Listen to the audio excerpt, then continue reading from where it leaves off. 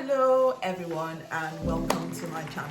My name is Janet and this is my channel Diaspora Doodles, where I get to chronicle the events of my life and tell you how I've lived on 6 continents, speak 7 languages, and I have the privilege of having 2 amazing, fantastic Gen Z children who call me mom. Yes, you heard me right. My children are Gen Z children, and yeah, everyone has this thing about Gen Z children, and I will be incorporating that into my channel as this goes on. They're going to be guest stars once in a while. They're going to come in and they're going to showcase their Gen Z-ness. Now, they're not here now while I'm recording. They're away at uni and college respectively. But this is a shout out to you two from your amazing spring chicken mom. I love you both so much. Right, if this is your first time here, thank you for coming. Thank you for giving me your time and thank you for stopping by. Please take your time to watch other videos on this channel because it's like a series and I just add more to it every week.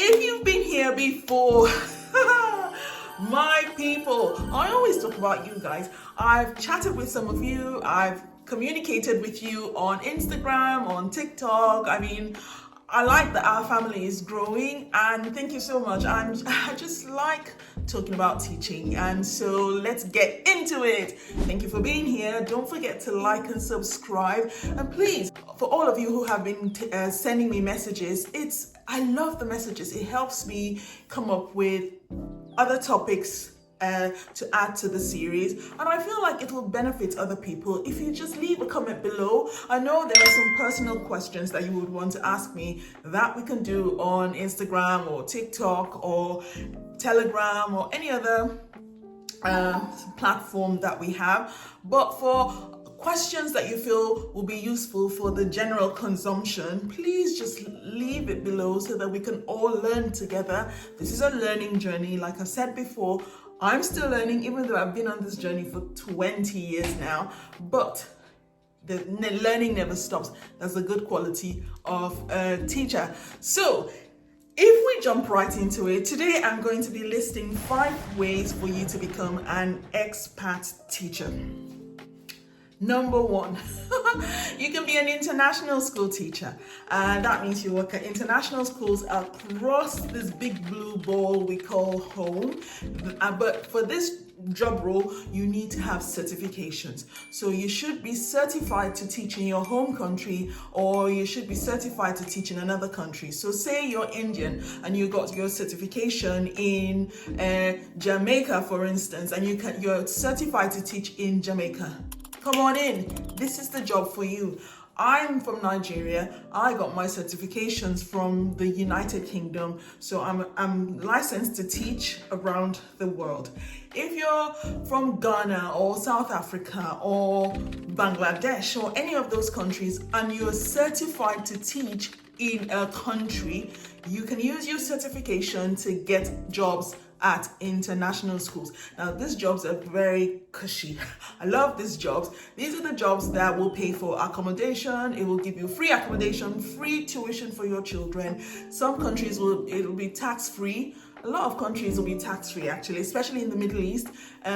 Some countries will give you other incentives like pension and sign-up bonus. For some countries you will get, for some schools you will get up to 25% of your yearly salary as a sign-up bonus. So you could be walking away with up to at the end of the year you could be walking away with up to $25,000 as your sign-up bonus. That means they're not paying recruiters for your space. You've agreed to stay, and then they tell you a thank you by giving you this huge sum of money to say, okay, you're coming back next year, thank you very much. And yeah, Bob's your uncle and that's it.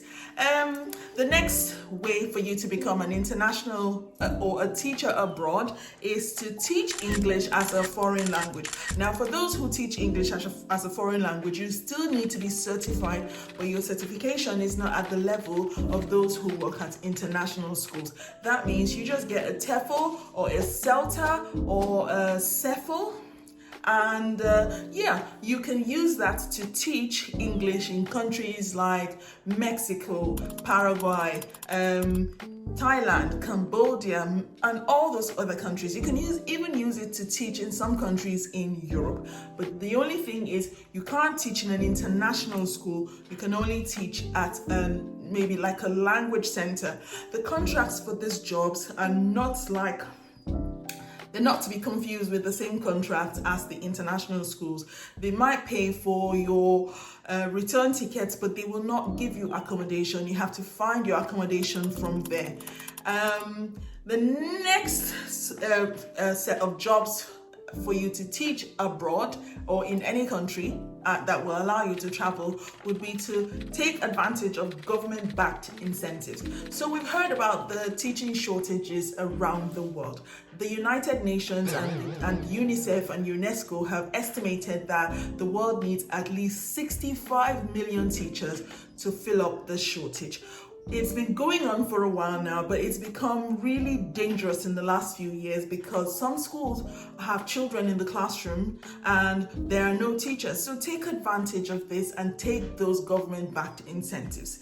I would recommend that if you do not have certification if you do not have the certification to teach at an international school and you do not want to get a TEFL, this is something that you could jump on. Take the government-backed incentives, because sometimes if you just have a degree, some countries will take you. For example, Spain will let you teach to come into the country on some of these kind of schemes because they need you to fill the spaces. As long as you're from an English-speaking country and maybe you have an IELTS, if you're from a non-native country, you could teach English at a Spanish school, and you would have training as part of that. It's a 1-year program and they will train you as you help in the classroom. The next way to become an international school teacher or to become a teacher abroad is to actually volunteer. I know some people hear volunteer and they go, what? Janet, say what? You need to think about the fact that if you have a degree, you don't have teaching experience, you don't have access to certification, but you want to get on that teaching ladder and you want to do something in that line as you progress towards the cushy jobs at the top, volunteer. I started from volunteering. I don't know if you watched my video which I posted where I said I was lost. I couldn't practice microbiology. I didn't know what to do. So I went into my son's school and I volunteered, and then the school threw all these courses at me, and that's how I became the teacher I am today.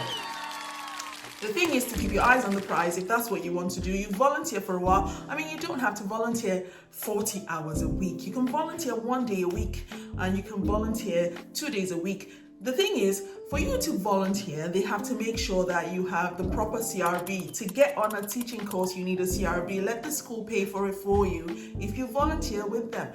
And what other way for you to show your passion for teaching than to actually do it without getting paid? Win-win situation. So get on that volunteer ladder and volunteer. For those who are just finishing college, you can take a year off, take a year abroad and go volunteer. For some countries, they will pay you a stipend. That means they will give you room and board and like pocket money while you teach. I mean, this is good for people who do not have families, but yeah, that's a good thing for you to do. And yes, the last step for becoming a teacher is to go and be a TA. You go into school and you be a teaching assistant. When you're a teaching assistant, you do not earn as much as a teacher. You might not have the qualifications to be employed as an unqualified teacher, but you do have a degree, so that means you have extensive study already under your belt. So you go into schools and you become a TA. As a TA, the good thing about being a TA is that you're in that environment. You're seeing how things are done. You're listening to the methodology. You're sometimes given a group of children to just work with.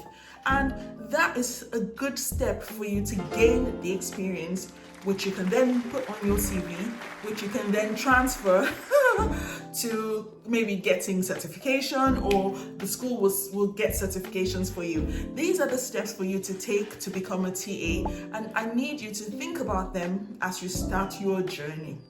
Thank you once again for listening to me. Don't forget to subscribe and like and comment, and let's have some interactions. I'd love to hear so many questions from you so that I can prepare the next segment of this series, this Teacher Abroad series. And I shall see you in the next one, because that's when we'll be discussing the websites for teaching. Yay! Have a beautiful week ahead, and bye.